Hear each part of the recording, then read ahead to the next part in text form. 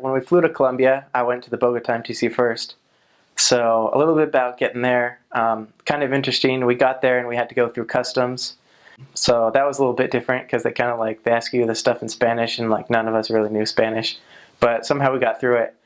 And then we kind of left the airport. We didn't like leave the airport. We were just waiting out front. Didn't really know. Someone was supposed to pick us up. And then this guy comes up to us. He's like, "Hey," and he starts talking to us. I didn't understand a word that he said, but one of the missionaries luckily understood something, and he's like, "Oh yeah, he told us to go to like Portal 2 and wait for a white van." So that's what we did. We went to Portal 2 and waited for a white van. Then he pulled up, and we all got in the van and took us to the Bogota MTC. So worked out good. It was definitely kind of interesting, getting there into a new country. Kind of a different world if you've never been outside the United States, and obviously a new language. You don't really understand anything. You're just kind of going with it. And then, yeah, after 3 weeks in the Bogota MTC, we flew to Cali. It's only like a half an hour flight from Bogota to Cali. So not bad. It's like a 12-hour drive, though, because just the roadways and stuff, and with all the mountains, it's not good roadways, but it's just the flight's really short. So we got there. I remember meeting my mission president. He's actually from St. George. The name was President Prince. So he's a great guy. So we met him, and they took us to kind of like the mission office. Kind of took like a little nap there because our flights were like at 4 a.m. and stuff. So that was good. We kind of took a little nap in the mission office and had some pizza and stuff. And then we went and met our companions. The way that they did it in my mission then, all of us were trained by Latins. There wasn't any like Americans training Americans. Our mission president usually did it like that. Plus there's a lot more Latin missionaries in the mission than there are Americans. So I know some, even South American countries, there's more Americans, but in Colombia there's more Latins than Americans. So most of the time you'll only be with Latin companions for your whole mission, especially your trainer. So my trainer and I, we got assigned to kind of like a new area. It was an area that he hadn't been to before either. So we were both new to the area. We didn't really know, where we were going or anything like that. I didn't know anything about, the country or how it worked or anything. So I remember kind of going out. It's definitely a different experience. Just even walking in the streets, like at least for, someone like I grew up in Idaho and not really been out of the United States, and so even just like walking on the streets all day, that's what everyone does in Colombia and a lot of other parts of the world. They just walk everywhere, and just the way that the houses are set up, I mean, I'm sure you can Google it or whatever, and other people that have served missions in other Latin American countries, just the way things are. The streets are different. Obviously, my first area wasn't like, unless you're in a rich area, then it's kind of closer to what you would feel like here, but my first area wasn't. None of my areas really were rich areas, so definitely a different experience. Living in the apartment that we lived in was definitely a different experience. I mean, obviously you don't have like the same kind of living conditions that maybe you're used to your whole life, so that can be an adjustment. There's kind of like a lot of bugs and stuff. There's always ants like crawling all over your apartment. We had like mice in our apartment the first time and stuff, so I mean, you just got to embrace it, I'd say. I mean, I was pretty like bad about like not liking bugs and mice and stuff, and I wasn't someone that was super like okay with that before my mission, but you get used to it. I mean, it's what you do on the mission. I would say just listen to your companion, especially if you have, I mean, whether it's an American or Latin companion, it doesn't really matter. They've been there in the mission for a while, so definitely just listen to them and kind of follow their lead. And I mean, it can be a little bit tough, living in a different place, but that's all part of the experience. And yeah, I say just embrace it because it's a good time, good experience. So the Colombia Cali Mission, it covers kind of the southern, southwest part of Colombia. So it borders Ecuador and then right up to the ocean. So there's kind of like two or three main areas. So there's the kind of the Cali area. City's pretty big. It's like 7 million, something around there, population. You can Google that if that's not right. I don't know. Something around there. So yeah, it's a big city. So there's 3 stakes. At least there was 3 stakes when I was there. I'm pretty sure there's still only 3 in Cali. So there's a lot of missionaries in Cali. Everyone will spend at least, a couple transfers of their mission in Cali. And then there's some cities, neighboring cities or towns from Cali. It's kind of pretty much the same thing, whether they belong to one of the stakes in Cali, or there's some other districts in other cities, just, kind of half an hour north and an hour and a half north, in cities called Palmira and Tuluá, that I served in both those areas. Good places as well, kind of same feel as Cali, same climate and everything, pretty much hot and humid the whole year. And then the 2 kind of different ones that's not like Cali is when you go down south. So it's about a 10-hour bus ride from Cali down south to a city called Pasto. And then you go 2 hours further down south from Pasto to a city called Ipiales. And those 2 cities are in the department called Nariño. So that's kind of a different feel from Cali. It's kind of colder weather all year round. Not super cold, but just kind of like a sweater, or a sweater vest kind of weather. Kind of like in the 50s, 60s all year round. So not too bad. And that's right up against the border with Ecuador. Ipiales is like 5 minutes from Ecuador. So right up against the border, you get a lot of kind of influence from the culture of Ecuador there. And the missionary work is kind of, I would say almost, that's where the mission had the most baptisms as well. Almost like the kind of Ecuadorian people are more, I don't know if they're more open or whatever, their culture. But yeah, that was definitely the highest kind of baptizing place in our mission was there down south. So that was my favorite area to serve as well, was in Ipiales. So definitely a good experience there. And then the other area, which just opened up while I was on my mission, is a city called Buenaventura. And that's right on the coast. And that's hot, really hot and humid all the time. I never served there in Buenaventura, but from friends that serve there.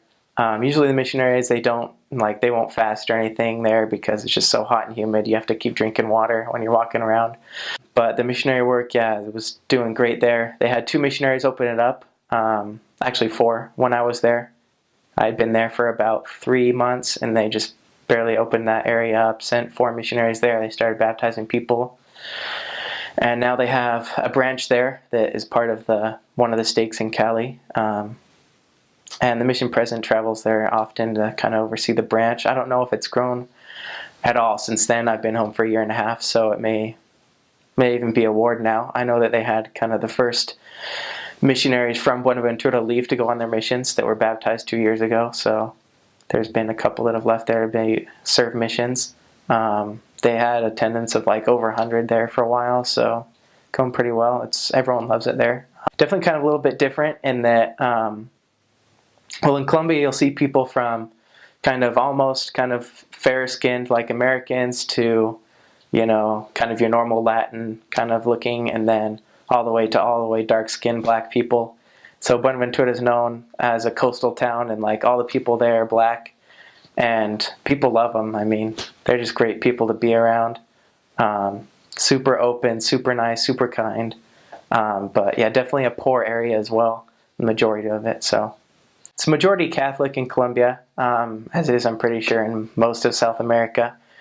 So yeah, I mean, there's Catholic churches like you see Mormon churches here in Utah, kind of every couple blocks. So yeah, everyone there is Catholic, whether they practice or not, it's a different story. But everyone will say, at least 90% will say that they're Catholic. But it's really not like a super strong, like, anti-Mormon Catholic or anything like that.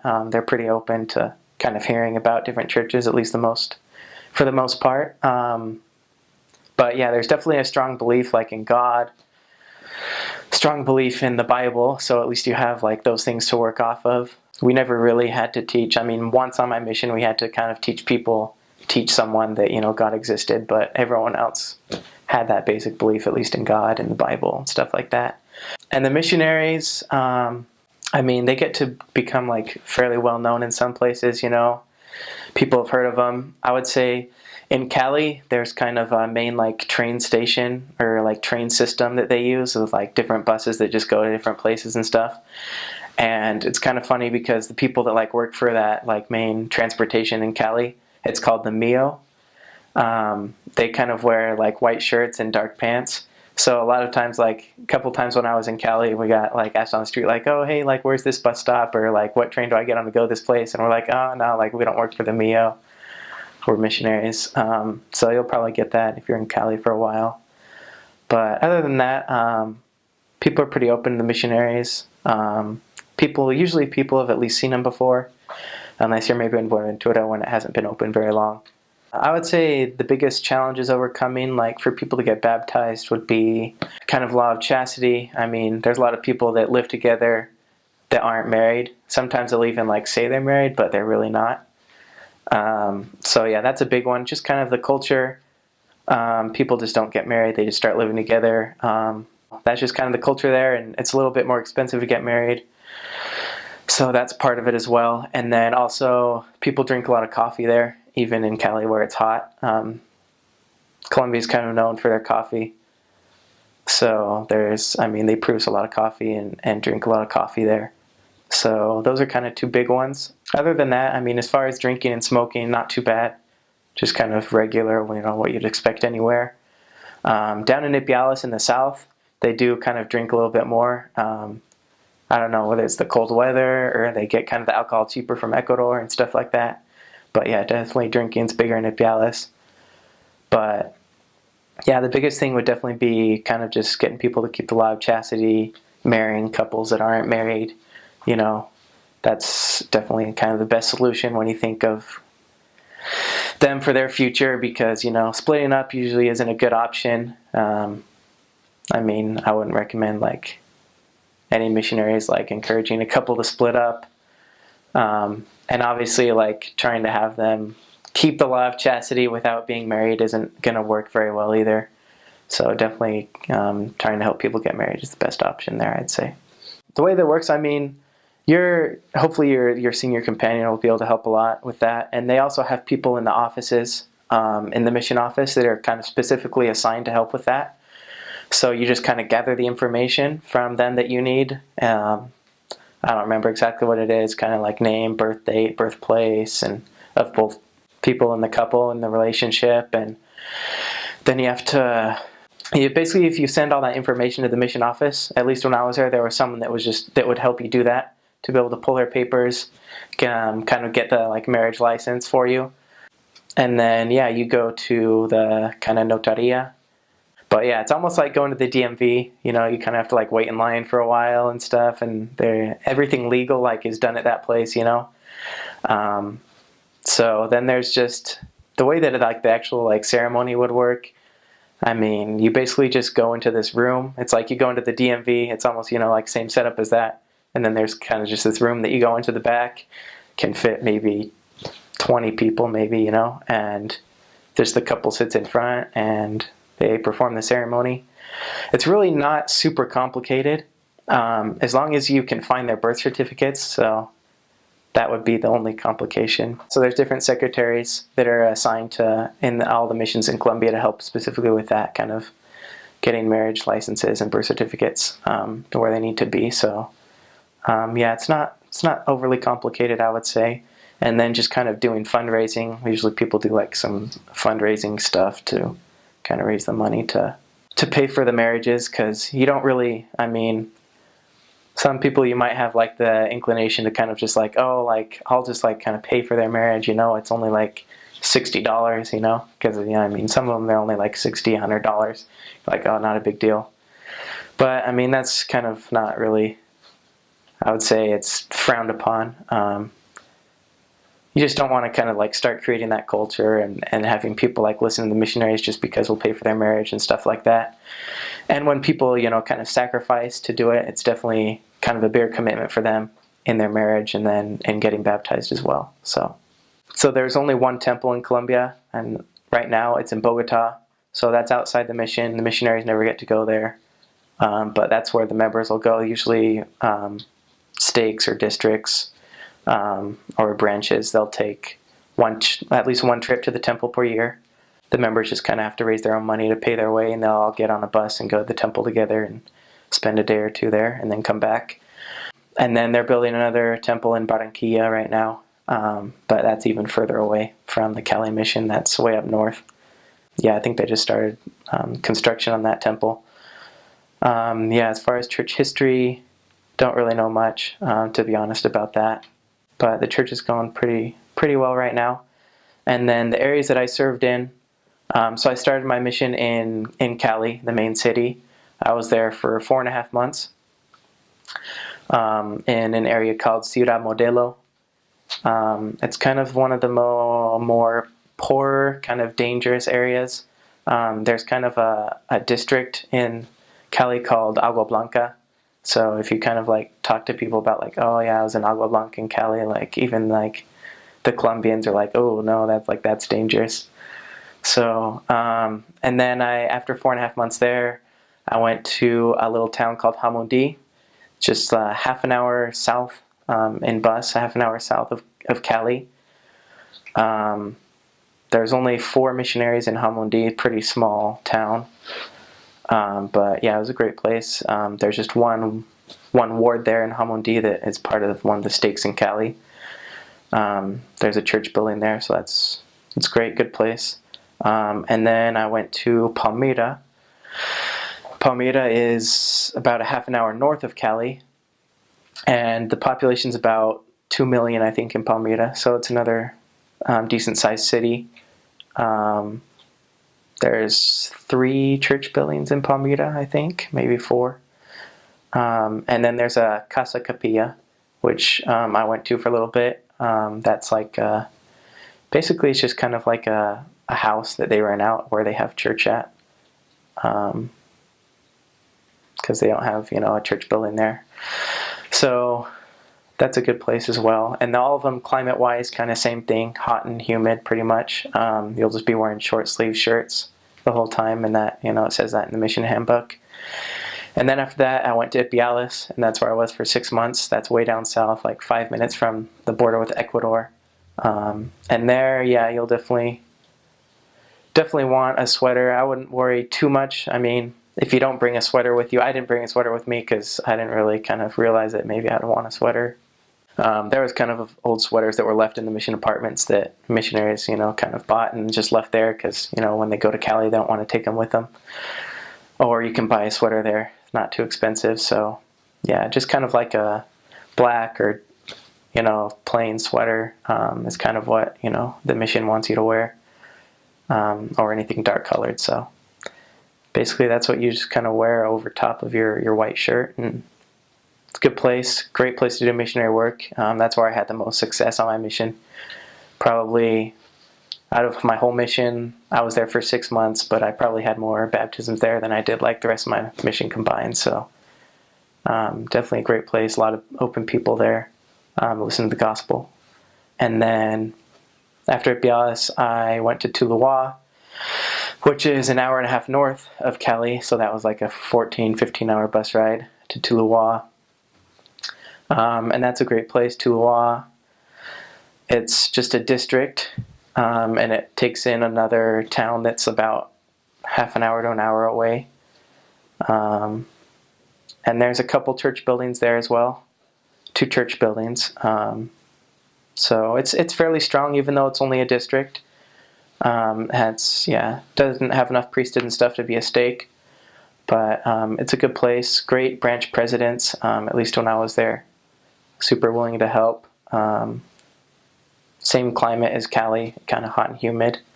Oh yeah, and then one other area that I went after that I didn't mention before is Popayan, and that's halfway in between Cali and kind of the southern Pasto and Ipiales area. So the climate there is kind of like halfway in between. It's kind of like in the 60s, 70s all year round. So it's not like cold, but it does rain a lot. So when you're there, you definitely want like kind of a rain jacket and umbrella. Cali, it's a fairly big city. Like I said, probably like somewhere 7-8 million. And it's kind of like a little bit southern, southwest Colombia. It's about like 4 hours from the coast, the west coast.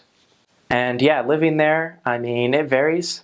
There's richer areas and poorer areas. Obviously, in a city that big, you'll have, all sorts of different economic kind of types and circumstances. So I was only in one area. I only served in Cali once. It was my first area. I was there for 4.5 months. So I honestly don't know a super ton about Cali, but for at least the area that I was in, which was kind of a poor area, which, I mean, that's majority is poor. I mean, there are some rich areas, but that's probably like 25% of it, and then 75% is going to be kind of the poor area, which like I was in. Yeah, so the way is there, I mean, transportation, every day you just walk to your area. I mean, there's no bikes or anything or cars or anything in our mission, just walking. I mean, the only time that we would take taxis to go to like zone conferences and stuff like that, or other things where we had to go out of our area. But when we were inside of our area, I mean, we never really took a taxi. It's small enough, you just walk everywhere. And then there's also the MIO, which is kind of the public transportation, the big one. And there's kind of the MIO stations, the kind of bus stations, and kind of, there's probably like 12 or 15 of them. So that's another big way of transportation for people. A lot of people use that just because it's cheap. But I mean, it's just like, it's super slow because you have to wait for your right bus, and then it only goes to these certain places. And so, I mean, it only costs like 75 cents to get on the MIO, and then basically from there you can get anywhere you want within the city. But, you know, doing that, I mean, we took the MIO for P-Day one time. We kind of went to the big mall there in Cali because they have like McDonald's there and stuff that we wanted to go to. We took the MIO to come back to our area, and it took us like 2.5 hours to get back to our area from where we were at, just because the MIO, I mean, it's cheap, but not fast transportation. But that's definitely an option. A lot of missionaries do that. Taxis are definitely more expensive, but if you split it up between like 4 missionaries in a taxi, it's not too bad. So that's another option. Another thing about Cali, there's a zoo there, so that was fun. We went to the zoo one P-Day. That's one of the things you can do. And then as far as crime goes, just depends on where you are. Where I was, definitely you'll kind of get to know on your mission that kind of the district Agua Blanca is kind of known as probably the most dangerous area in the Colombia Cali Mission. And I mean, even if you just ask a Colombian that you're there, like, what's the most dangerous place, that's what they'll say. I mean, definitely crime is a possibility. That's another reason that Americans are always with a Latin companion, just because kind of, you know, 2 Americans makes it kind of, I don't know, even more likely for robbers and stuff like that to kind of rob you, approach you. So yeah, I mean, if you get robbed, it happens. Probably happens to 60% of the missionaries there at least once during their time. So just give them your money. That's what they'll tell you, just to keep, $10 or so in your pocket every time, So you just give them the $10, whatever, and then you're on your way. Usually it shouldn't, not anything outrageous is going to happen, They're not going to, kill you because you don't have more than $10 or anything like that. And then, yeah, I mean, you don't carry around cell phones. Every companionship has kind of a little, Nokia phone. But at least when I was there, you're supposed to keep that kind of in your house. The only people that kind of carry those cell phones on the streets are the zone leaders. And then if you ever need to call anyone, a little interesting thing, they do sell like minutes on the streets. So instead of having like phone booths and stuff like that, they'll just have like people that are set up with stands on street corners, and they'll have cell phones, and they'll just sell you like a minute. So they'll give you the phone, you make a call, say the call lasts 3 minutes, then that's like 30 cents that you give them for like that 3-minute call.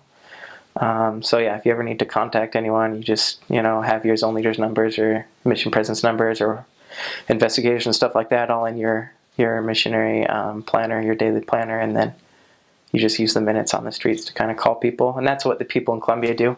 No one really has minutes on their phone because it's expensive to kind of have cell phone plans. So everyone does that anyways. They just use kind of minutes in the street when they need to call someone.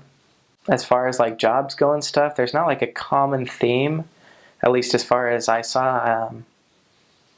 I mean, jobs are kind of pretty spread out as far as what people do for a living. As far as like places to go, there's a couple.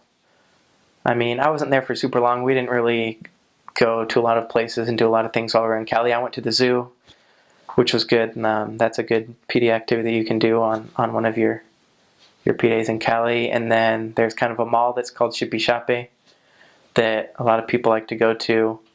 There's kind of different, there's like a McDonald's there and some other stuff.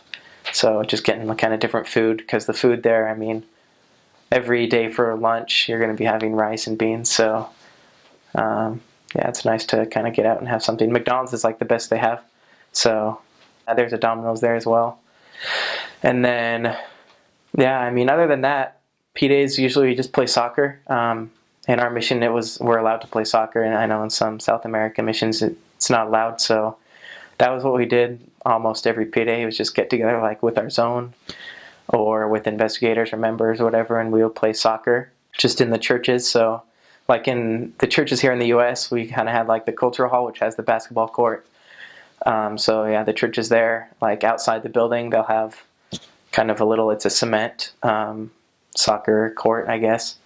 So they call it micro because it's kind of just the soccer on cement. They play with a little soccer ball that's hard. And yeah, there's goalposts there, so that's where we usually played, was just in one of the churches, and that's what we did most P days. Well, definitely the cost of living is way cheaper in Colombia overall on everything. I mean, there's not really anything.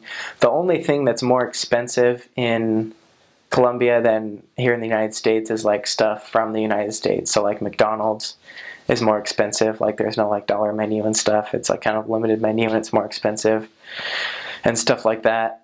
But other than that, everything else is like definitely cheaper. In the mission office, they take care of paying like your apartment every month and the electrical bill and all. You don't have to worry about any of that. I mean, when you get those bills, you can just take them to your zone leaders and they'll take care of it. But I mean, yeah, the cost of living is definitely cheap. I mean, for an apartment there, it's maybe like $100, $150 a month. So it's like less than half probably what it would be here. So safety, I mean, basically you'll be walking everywhere. So yeah, definitely like crossing the street, like there's not like crosswalks and stuff, so you kind of just cross wherever, whenever. So yeah, just kind of be careful, crossing the street and stuff, because you don't know like when a car's coming or if they're going to slow down and stuff like that. And then as far as kind of like robbers and stuff like that, just avoid areas that are more dangerous. In your area book that you'll have there, it has like a map of your area, and then it has 3 different zones. So there's kind of the green zone, which is good to go in anytime. And then there's the yellow zone, which is good to go in during the day. And then there's the red zone, which you shouldn't go in anytime. So yeah, definitely just like, don't go in the red zones. The mission, they'll tell you not to, but if you have a companion that wants to go in the red zone, just don't do it. Or like, kind of tell your zone leaders, hey, like we need to go in the red zone for this because we have an investigator there, and listen to what their opinion is, and then take a member with you if you have to do it. But yeah, just kind of stay kind of obedient to the guidelines and the areas that you're supposed to be in within your area. So yeah, all that'll be in your area book. And then, I mean, other than that, as long as you're not like drawing attention to yourself, you said like as long as you're not carrying around like a duffel bag and stuff like that, shouldn't be too much of a problem. I mean, if you go on splits and you're with 2 Americans, I know that was like a problem, like when 2 Americans would be together like on splits, and yeah, definitely got robbed a lot more often. But yeah, don't carry around stuff that you don't want taken. So Ipiales, it has a lot more kind of influence from Ecuador, colder climate, and the people there's a lot of people from Ecuador that live there and stuff like that. As far as kind of jobs there, the majority of people that live in Ipiales, what they do for their job is they'll kind of go to Ecuador and transport stuff from Ecuador to Colombia to be sold in Colombia. So stuff that's kind of cheaper in Ecuador. So maybe stuff like rice and gasoline, they'll kind of transport that stuff from Ecuador to Colombia to be sold, and that's kind of what they do for their job. Yeah, I mean, Ipiales, I would say it's less dangerous than at least half the areas in Cali. There's some areas in Cali that aren't dangerous at all, but Ipiales as a whole, it's pretty safe. Nothing extremely dangerous there. In Pasto, there's a little bit. I mean, you'll learn the areas that are more dangerous and stuff. But yeah, I always felt pretty safe in Ipiales walking around, even after dark when we're walking back to our apartment at night and stuff. One experience that I can share from Ipiales. So there was a couple protests that went on when I was there serving my mission. Happened twice, and they kind of do the same thing. Kind of the protests that they would do. So they block the roadways from city to city. No one can get through. And that kind of blocks like the food trucks and stuff as well. So that happened. The first time it happened, they actually had to fly the missionaries out of Popayan. They had to fly them from Popayan to Bogota and then Bogota to Cali because they were kind of just like running out of food and everything. But luckily, kind of like right after they flew them out, then the protest was stopped. So it didn't get too bad. And then the second time, I was in Ipiales, and they were having that protest, and we're actually supposed to, one of the Area 70 was coming to talk to us as a mission, but we weren't able to kind of go make it to the meeting because travel was blocked and stuff, and it's more dangerous during those times. So there was a period of 3 days that we weren't allowed to leave our apartments. And then I had been there for 5 months at that time, and I lived kind of in our apartment where we lived. There was 4 of us missionaries living in an apartment, and it was right in the middle of the city. And it's not a big city, but right in the middle of the city, a place they call the Galleria. And that's where all the trucks come from other cities and drop stuff off and stuff like that. A little bit more dangerous there, but I mean, since I had to live there for 5 months and stuff, people had seen me walking around. They like knew that missionaries and American missionaries lived there, and just because it's kind of like more dangerous those times and maybe anti-American sentiments and stuff, like they actually sent me and my companion to go live with our zone leaders for 3 or 4 days there. So yeah, we were just in our zone leader's apartment for 4 days, couldn't really leave. We could leave to go get lunch from a member and then come back, and that was about it. It was kind of a tough time in the mission. At the end of those 4 days, I remember being with my zone leaders, and I was good friends with one of them. I was talking to him all day, and then he kind of got a call at the end of the day, kind of notifying him that was one of the assistants on the phone, and yeah, I saw my zone leader kind of like fell to the ground and started crying. I was like, oh no, like one of his family members at home like died or something tragically. But turns out one of the missionaries in Cali had been shot. So it was a tough time for the mission. But it was kind of a, I don't know if I want to say a fluke thing, but it wasn't really a bullet that was intended for the missionary. They were just in their apartment, like fixing lunch because they didn't have lunch that day, and they had their door cracked open because it's so hot and there's no air conditioning or anything, and a bullet just went and got in through the cracked open door and happened to hit him. So obviously that was tough, but not something that they should be worried about. Like being shot, it's not something I would be worried about, not something that happens often. But yeah, I don't know, I would say anywhere you are, just kind of like, as long as you're being obedient, following the rules and stuff, for the most part, you should be okay. You might have, that was only one time it happened in our mission that we had to stay in kind of our zone leader's house for 3 or 4 days, and then after that, everything kind of went back to normal. So I'd say one good place to go visit in Ipiales is a big Catholic cathedral. It's called Las Lajas. Definitely go visit there if you're in Ipiales or in Pasto. A lot of missionaries from Pasto will actually kind of make the 2-hour bus trip on a P-Day to go see it. Super cool cathedral. It's right, they built it right in between a ravine of 2 mountains. So it's kind of, you can Google it, Las, L-A-S, and then Lajas, Las Lajas, and you'll see pictures of it. So it's definitely a cool place to go visit if you're in Pasto or Ipiales. The people there, just great people no matter where you are and what area you're in. There's great people everywhere. Even though they're, what we consider to be like super poor, and stuff like that. I mean, we would show up to new members or investigators' houses, kind of at 6 o'clock in the evening. And even though like they didn't have a lot of food even for themselves, like they would give up like the 1 egg or the 2 eggs that they had cooked for their meal, and they would give them to us. And so they would only have rice for their dinner instead of having rice with an egg. So yeah, just incredible love and charity from the people there. And that's just how they are, their culture. I mean, when I was in Ipiales, I never went in a household without being offered, like a hot chocolate, or because it's kind of colder weather there, or kind of an aromática, which is kind of like an herbal tea that it's okay to drink. And yeah, I mean, just super, super kind, super great people. I mean, I know everyone says this about their missions, but just when you get to know the people, I mean, you'll never really want to go home. I know for me,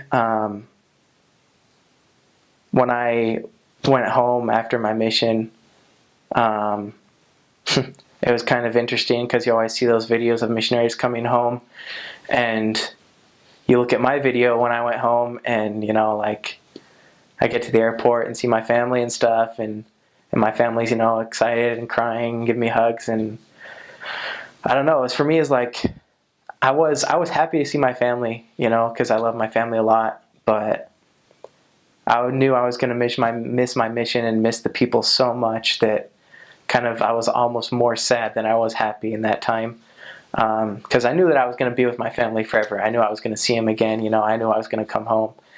But the people in your mission, you don't know whether you're going to see them again, at least in this life. You don't know if you're going to have an opportunity to return to your mission. And just the love that you'll have for those people, just tremendous people, and you'll love them more than you could ever imagine that you would love someone. It's a lot of rice and beans. I mean, it's not bad. It's just rice and beans. So if you like rice and beans, then that's great. There's something called chuleta, which is it's meat. They do it with either chicken or pork that I really like, and then arroz con pollo, which is kind of like a mixed rice with some vegetables and chicken that's really good. Yeah, and then there's some other stuff. Everyone kind of has their favorite meals that they like, but yeah, those ones for me are my favorites. And then definitely the best thing about the food is the juices that they have there. They have a lot of fruits there that we don't have here in the States, because of the climate and it's just the area and stuff like that. And then they'll just make fresh squeezed juice from all the fruits there. So they're fruits that you'll never try before or after your mission, because they just don't really exist here, and that's definitely the best part of the food for me. My favorite juices were lulo juice and tomate de árbol.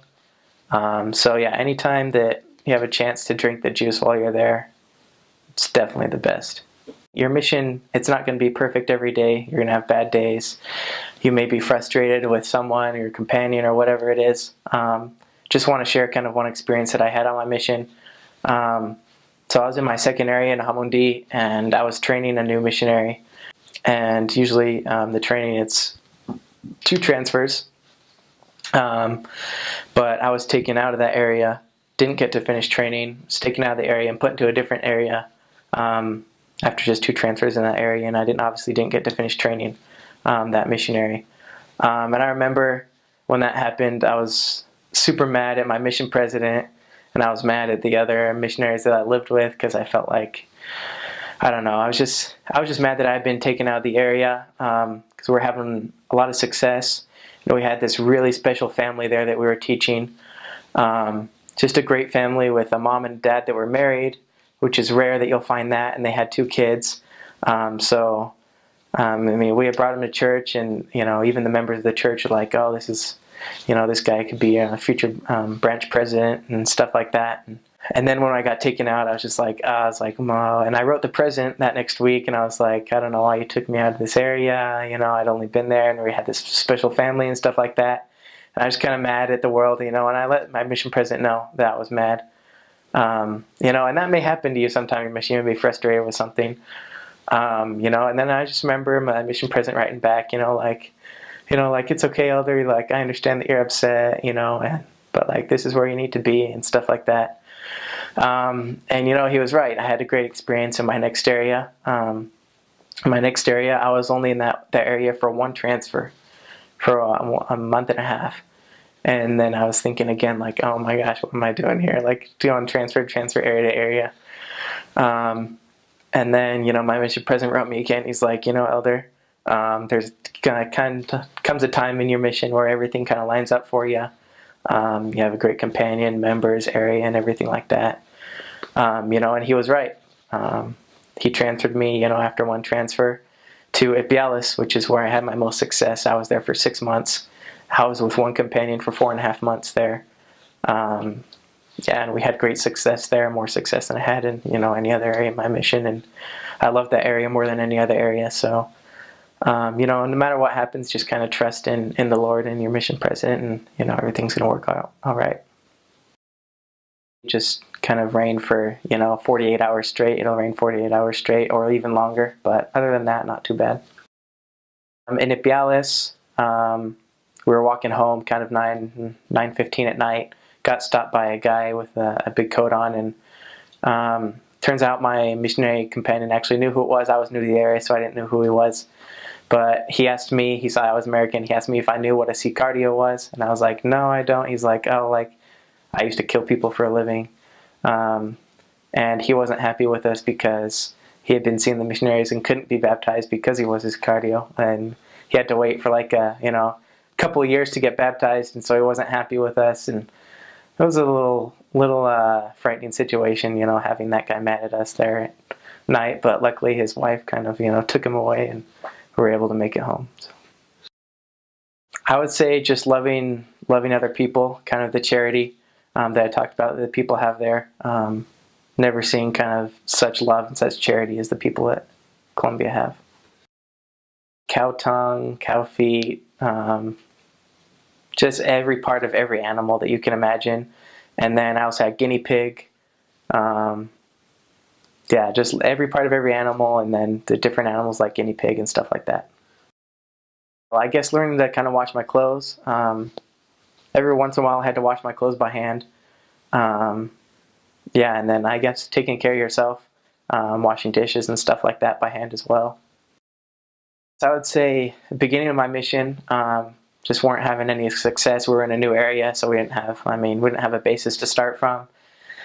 And I didn't know Spanish, couldn't talk to anyone. And then people kind of, they don't do it to kind of make fun or hurt your feelings, but they think your accent's kind of funny, so they'll kind of make fun of your accent, and that can kind of get to you. And I just remember, that being hard, not being able to talk and understand people, and then not having any success.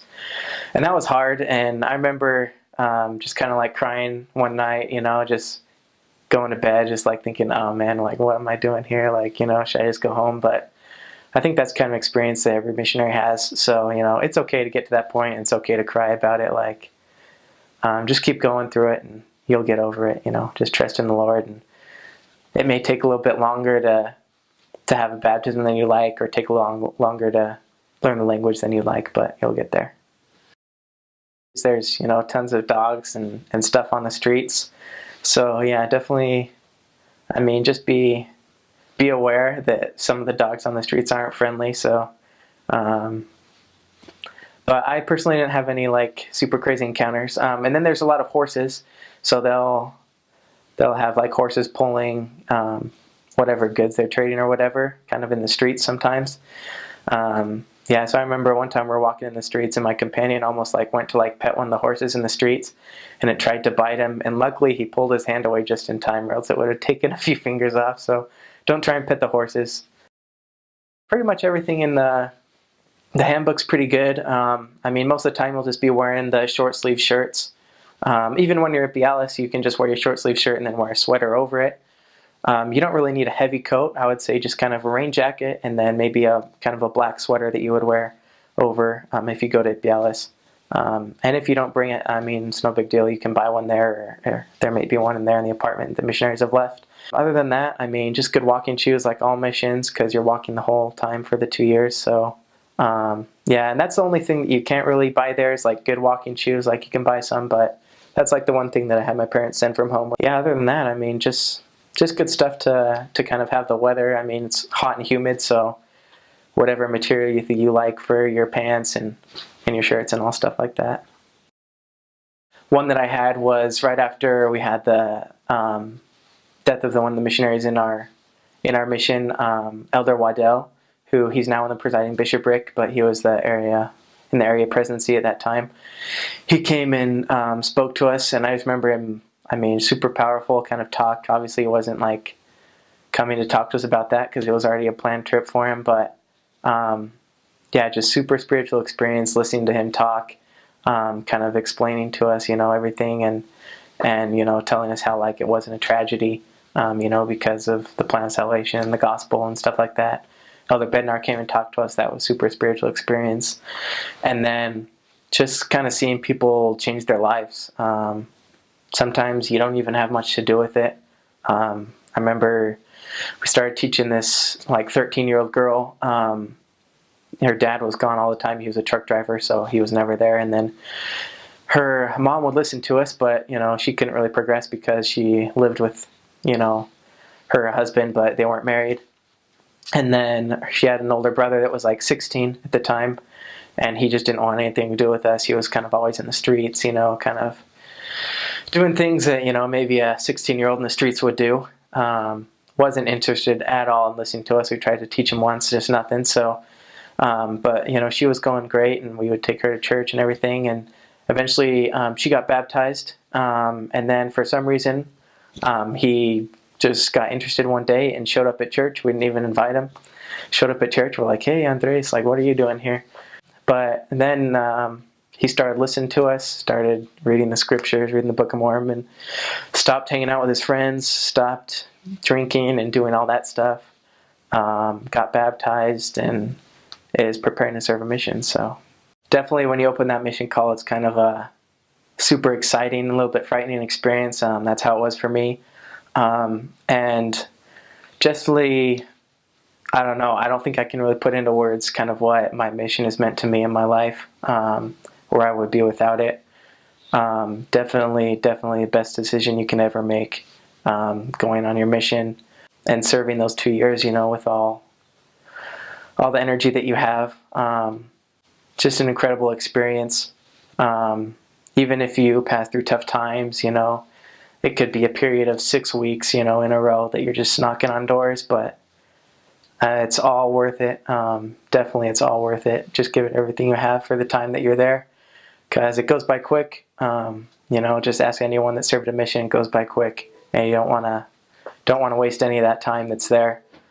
So definitely, Elder Holland, in one of his talks about the influence that his mission had on him. Every time I hear that talk, I can't help to think, the influence that a mission had on me as well. And he says that, every missionary should have that same experience about their mission. And, as long as you go out there and you're doing the right things, I promise that you will. Everyone will have that same amazing, life-changing experience on their mission.